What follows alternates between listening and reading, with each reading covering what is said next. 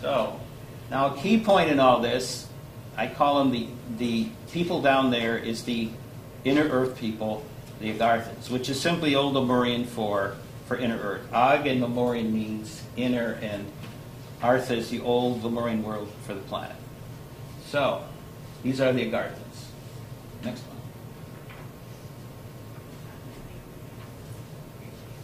Okay. The Agarthans are the main monitors and Earth sponsors of the First Contact mission. They have been involved with us from the beginning. When our limited conscious reality started, the first thing that the group that became the overlords of this planet, which we talked about yesterday, which are the Anunnaki, are simply the people or children of Anu, and they were basically the off-worlders that came here and tried to make pretend to everybody that they were these great creator gods, but they were just people taking over from the Atlanteans. And so they basically ruled this planet for a long, long time. So one of the things they did was try to close all the portals so that the Agarthans couldn't come in. But the Agarthans can get here with more than just portals, because they're five-dimensional, fully conscious beings. So what they did was they have been infiltrating secretly this societies around the planet for the 13 millennia that we have been from then when it began to now where we're here. So what is happening here is to realize that the Agarthans are the originators of the special science and medical teams that built the individualized metamorphosis light chambers. These are in special Agarthan crystal cities scattered throughout inner Earth. So what they are involved with is the history of what has happened to us, the shift to the new reality, and basically being the overseers, the major overseers of that shift. So the Agarthans have played a very important part. And of course, being five-dimensional people, they can shift themselves to look just exactly like us. And so, you never know. You may even have a few of them in the room. So, let's talk about the Agarthans. It's a little bit from yesterday, but I'm going to present it in a different way. Okay, this is the way Earth really looks, with a cross-section cutaway. And so the planet actually is greener and more lush and more beautiful and more incredibly gorgeous below than it is on the top, because it's a 5D reality.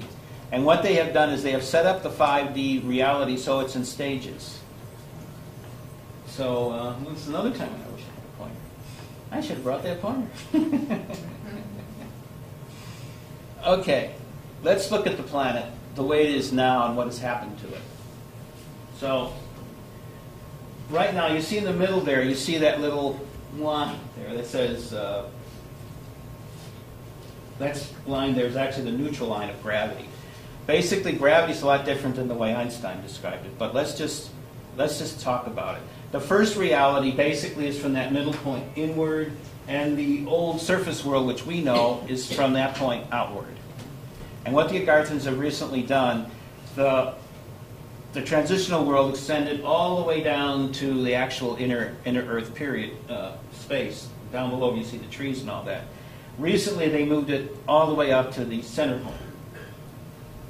So they're not just little spots where they have cities like Tellus under Mount Shasta, but the entire region now, from that area inward all the way up to the center line, is now all inner Earth, really. Because the next part of this is the change in the planet. And that part will be requiring us to leave the surface and go do our final part of changing into who we are. Because when upper Earth surface world changes, no one can live here. Trees can't live here, plants can't live here. But what's the change look like? Well, look at the change like this. Almost unending earthquakes above 10 on the Richter scale. 2,000 to 5,000 feet waves, tsunamis. mountain ranges going up and down. The Earth acting on, despite the fact it's land, as though it were waves on the ocean. And not just little waves, like 50 to 100-foot waves. So the result of all of that is it becomes virtually impossible because of the boiling seas, so to speak, because of all the tsunamis going on in it. The storms, there'll be storms like we've never been on this planet before. Monster tropical storms all over the place, massive snowstorms, depending on what time of year it happens in. And that'll go on for the 3 days that we're inside the chambers. So nobody can live on this planet. So you're going to have to evacuate the ecology totally and us to a safe place. And then when it all gets changed, they put it all back. And so Lemuria and Atlantis. And plus Lemuria, Atlantis, and Greater Sri Lanka are going to go up. They're going to go up. Above the ocean. So in other words, the way the planet looked before with Atlantis and Lemuria as continents, we will return to her, Mother Earth will return to her original body mass. Water and land will be about 50% each. She'll also go back from being a bipolar, which we've got now, the two poles, to being a monopolar. Right. You might want to explain what or is that coming up? No. Okay, you want to explain what I think it's important to know why we're going to go through all those changes is because she's going back to her original body, and so are we. We're going to youth and get young and strong and have our connection again, have our 13 chakras. She's doing the same thing. And so that's why we can't be on the surface when that happens. What's happening now, which geology has done, and there was about 4 years ago on the National Geographic Channel, they had a little special about it. The southern entrance you see down there, there's the South Polar region. The South Pole is moving inward. And on the surface of the planet, the South Poles and the North Poles are approaching one another.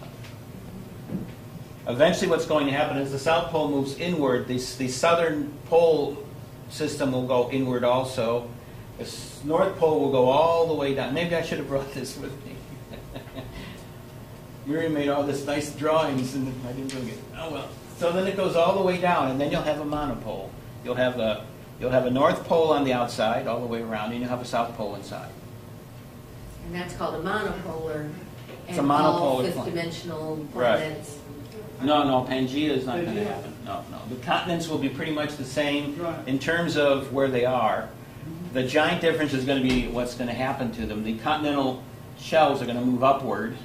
The ocean is not actually going to expand and get deeper inside. It's going to go down, and there'll be some inland seas. I should have gotten a map out, shouldn't I?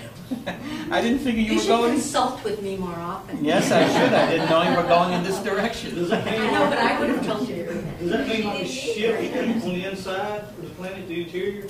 The interior of the planet is already set. It's a holographic reality. The outside world, it has to shift so that the planet can go back into its regular balance. So the outside is basically going to be massively rocking and rolling like crazy. You have magnetic poles shifting. You have atmosphere changing. You have surface areas changing. You have inland seas, like for instance the Rocky Mountains are going to go back down to where they were. There'll be a shallow inland sea. The so-called Tethys Sea or Lake Draconis, which is in the Sahara. So 3/4 of the Sahara will be a lake as it was before. Up to late Roman times, as a matter of fact, the entire area, roughly about 100 to 150 miles inland from the Mediterranean, was the grain belt of the Roman Empire. It's hard to believe today if you go to Tunisia and you look at these ruins and you realize that the richest grain belt in the entire world at that time was a grain belt going from the edge of Egypt all the way across to what is the Atlas Mountains in Morocco now. It's hard to believe it's 100, 150, and it was incredible. It was as rich in amount of wheat and other grains and trees for fruits, etc., as say the South is here with trees and fruit, and Iowa is with grain. It was just a very incredibly rich agricultural period.